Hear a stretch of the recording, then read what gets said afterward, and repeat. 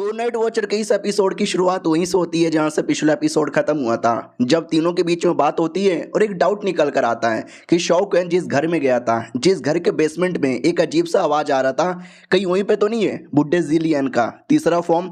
तो प्रिंसेस भी कहती है वो हो सकता है, और अगर ये सच है ना तो शायद उसको भी सोल पिल यहाँ पे चाहिए। शॉकैन कहते हैं यस तुमने सही पकड़ा, उसको सोल पिल की जरूरत हो सकती है। फिर प्रिंसेस को डाउट आता है कि जो मेरे पापा यहाँ पर है यानी राजा, कहीं ऐसा तो नहीं है यार उनकी बॉडी को मैनिपुलेट किया जा रहा है। तो शॉकैन कहता है ऐसा हो सकता है बुड्ढे जिलियन ने किया है, तो हमें थोड़ा सा अनुमान लगाना पड़ेगा, या तो अपनी मर्जी से कर रहा है या मैनिपुलेट कर रहा है, हमें थोड़ा नजर रखना पड़ेगा। और ऐसे इनके बीच में काफी बातचीत होती है, और सारी बातचीत हो जाने के बाद नंबर 2 भी कहती है ओके ठीक है। तो 15 दिन बाद शॉकैन पर्सनली जाके चेक करने वाला है, उसके बाद ही कोई कंक्लूजन पे आएंगे। वो भी कहती है ओके ठीक है। फिर नंबर 2 ये भी कहती है नंबर 5 को भी बता दे क्या, तो ये भी कहता उसको अरे वो पागल लड़की, एक तो उसको समझाना मुश्किल है, वो समझ भी जाएगी तो कुछ ना कुछ गड़बड़ कर देगी, रहने देते हैं, जरूरत लगेगा तो बोल देंगे, अभी नहीं बताएंगे। ये लोग भी कहते हैं ये तुमने ठीक बोला। फिर जाने की बारी आती है, प्रिंसेस भी जाने से पहले कहती है ओके ठीक है, अगर ये मामला सॉल्व हो गया ना तो हो सकता है शायद तुम्हें कैपिटल छोड़ के जाने की जरूरत भी ना पड़े, तो प्लीज मत जाना, रुक जाना, क्योंकि तुम्हारे जाते ही बहुत सारे बंदे सैड हो जाएंगे। तो शॉकैन भी लाइक ओहो मेरे बारे में सुन के सैड हो जाएगी।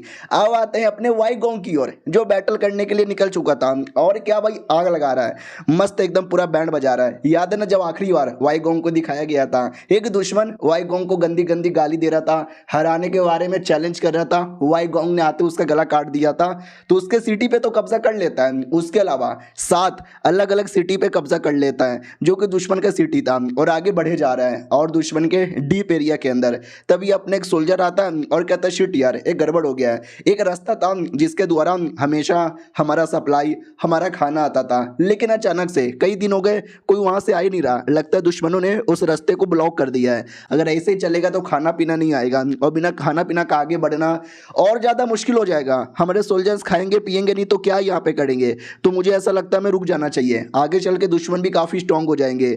और हमें जनरल के बारे में बोला जाता है किसका नाम जाओ इंगे, और ये भी काफी पुराना और काफी अच्छा एक्सपर्ट यहाँ पर है। तो नैंग कोंग भी कहता है यार नहीं, अगला जो सिटी है ना यहाँ से थोड़े ही दूर है, हम जाएंगे लड़ेंगे तो कर सकते हैं, हमें अभी के लिए खाना पीने को उतनी जरूरत नहीं है, थोड़ा बहुत पहले से हमारे पास है।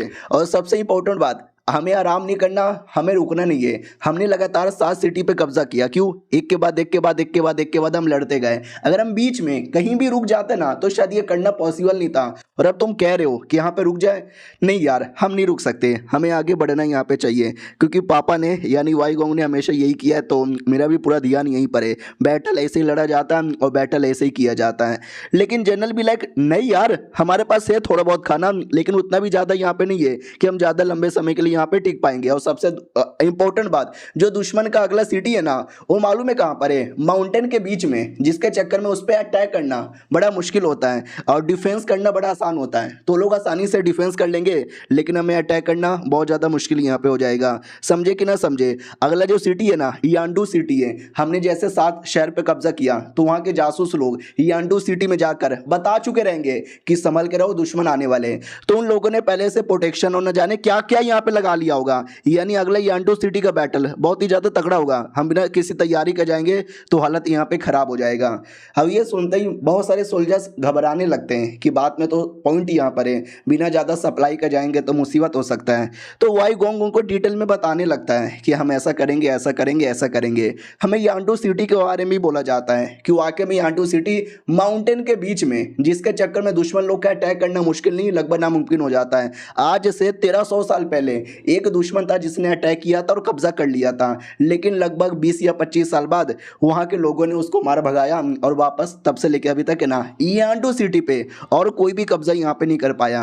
अब आते उस सिटी के लॉर्ड की ओर, जो आराम से बिंदास एटीट्यूड में यहाँ पे बैठा हुआ था, जो बेसिकली है तो 3rd रैंक का, लेकिन अगर गुस्से में आ गया वेपन ले लिया और पूरा पावर यहाँ पे लगा दिया ना, 2nd रैंक जितने बंदे की भी पावर यहाँ पे आ जाती है। इसके ऑफिशियल लोग भी कहते हैं वाई गोंग ने हमारे साथ अलग अलग शहरों पे कब्जा कर लिया है, हो सकता है उसका जो अगला टारगेट है ना हमारा ही शहर है। तो लॉर्ड बोलो यार क्या यहाँ पे करें।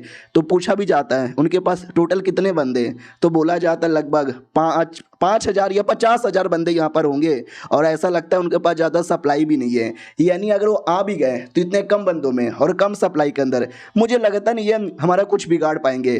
तो राजा दूसरे बंदे से पूछता है, बताओ तुम्हारा क्या विचार है? जो शायद एक शमन होगा या विच क्राफ्ट यहाँ पर होगा 3rd ग्रेड का, वो भी था। वो समझो नेशनल टीचर जैसा है, जैसे कि अपनी नेशनल टीचर है ना, वैसे ये इनका नेशनल टीचर है।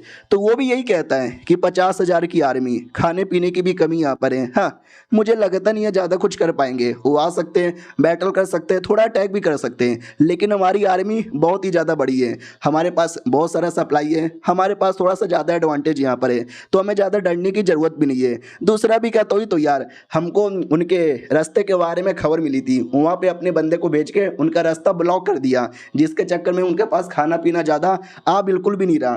तो देखा जाए तो हमको एडवांटेज है। तो अपना राजा भी खुश हो जाता, कहता वाह यार, आने दो वाई गोंग को इस बैटल में, तो उसकी बैंड बजा देंगे।